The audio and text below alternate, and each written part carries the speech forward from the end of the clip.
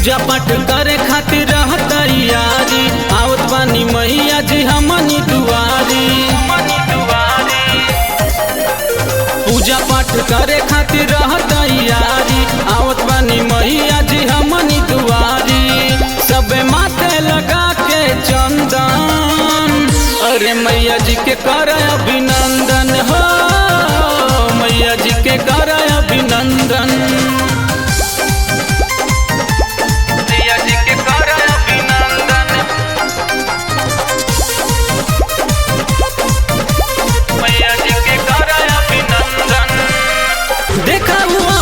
शेर के सवारी सजा के रखी हम अपन दुआरी।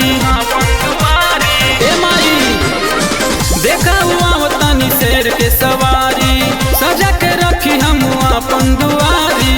संगे संगे हुए गौरी के नंदन, अरे माई जी के कर अभिनंदन हो, माई जी के कर अभिनंदन।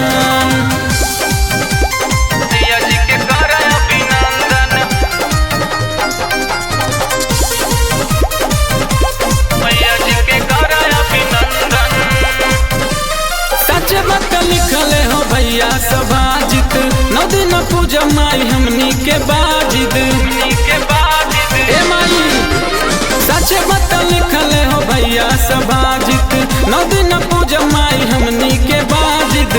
राजू लड्डू चढ़ावे दनादन, अरे माई जी के कर